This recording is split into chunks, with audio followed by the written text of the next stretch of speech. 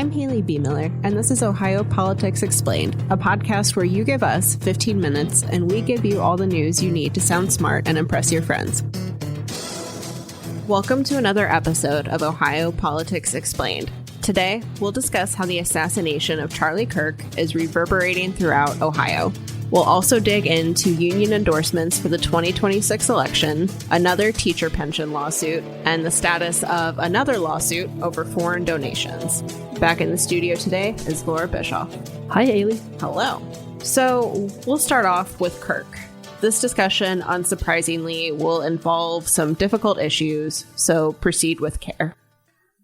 Kirk was shot and killed September 10th during an event at a Utah university, and officials in Ohio are still reeling. His death hit especially close to home for Vice President J.D. Vance, whom Kirk supported since Vance ran for Ohio Senate.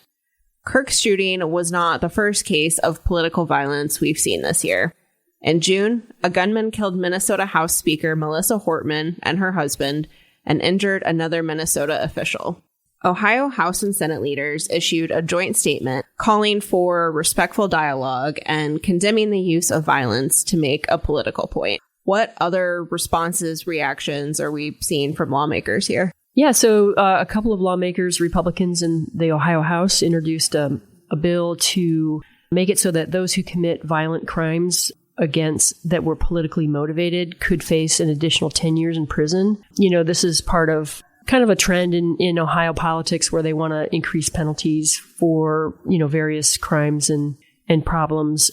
They've also talked about maybe allowing judges and lawmakers to carry concealed weapons inside of courthouses and inside the Ohio State House. This is something that has been discussed before. As it is right now, I think lawmakers can take their guns into the State House garage, but have to lock them in their cars and they're not allowed to carry inside.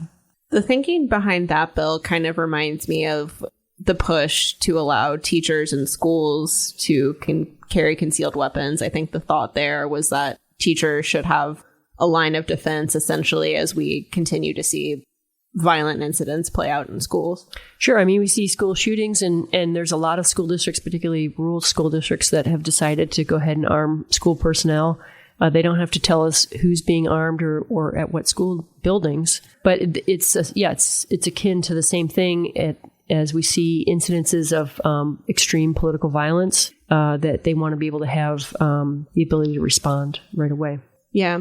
And going back to the legislation that increases penalties for politically motivated crimes, in the case of murder, the bill would impose at least a sentence of life in prison, and there would be the possibility of the death penalty in that case. And, right now there are various criteria for when the death penalty can be considered, but political violence, at least right now, is not on that list.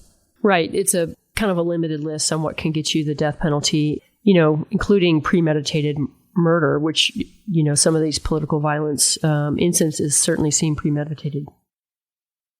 Our next topic is the 2026 election, specifically union endorsements.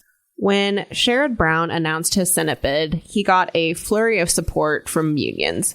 This was not really surprising because Brown has long put unions and workers at the center of his policy agenda. But in a twist, some of these unions are also supporting Republican Vivek Ramaswamy for governor. What do you make of that?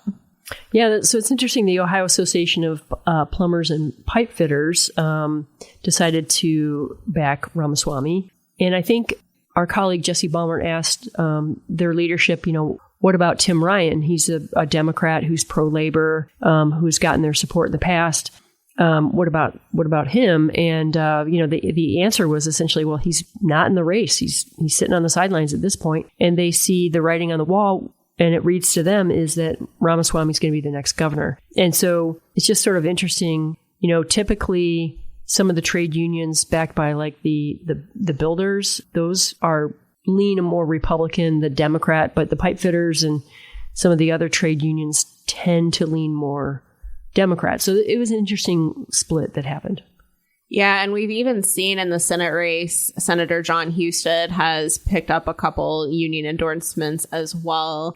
I think part of this too is, you know, since Trump first ran for office, we've seen a shift among kind of the working class in terms of what kind of elected officials they're looking for. Some of them have really gravitated toward Trump and the movement he created, the style of Republican politics that he has defined the past few years. And I think sometimes you see a little bit of a split where union leaders may still largely support Democrats, but within the union membership themselves, it's kind of a mixed bag. Yeah, I think Republicans have worked pretty hard over the last 14 years since John Kasich had the collective bargaining bill, Senate Bill 10, to kind of reach out to labor unions, particularly on promises of, avoiding Ohio becoming a right-to-work state.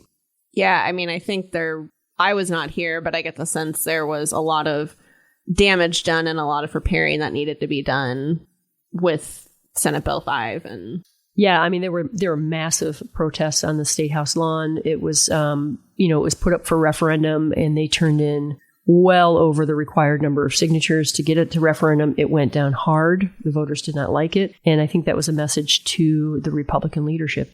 In other union news, let's talk about teachers. 3 unions filed a lawsuit over a new state law that strips teachers' power to pick who serves on the board for the state teachers' retirement system. The change was added to the 2-year budget that passed over the summer.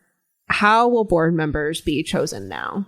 Well, it's going to shift over a number of years starting September 30th under this new law that was in the budget. And it will shift the balance of power to appointed members and take away power from the retired teachers and the current teachers who are on the board. Right now, there's 7 teacher representatives on the board who are elected by the membership. And it's going to shift to a majority controlled by political appointees.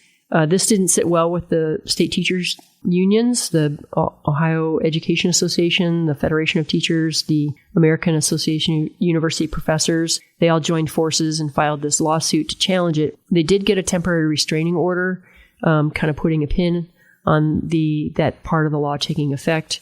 And so we'll see how that proceeds.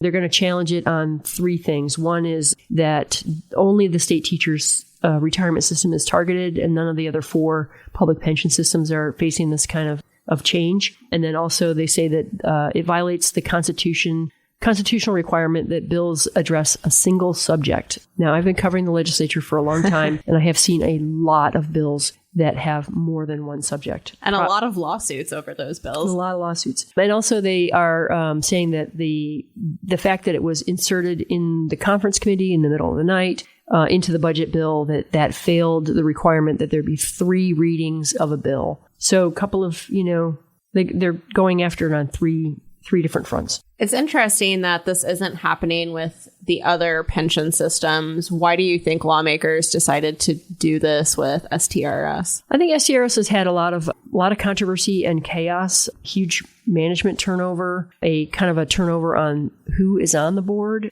The folks who've been elected by retirees and by teachers have been more aggressive on trying to get a return to a cost of living allowance and to restoring some benefits that were either lost or put on hold following the pension reform of 2012.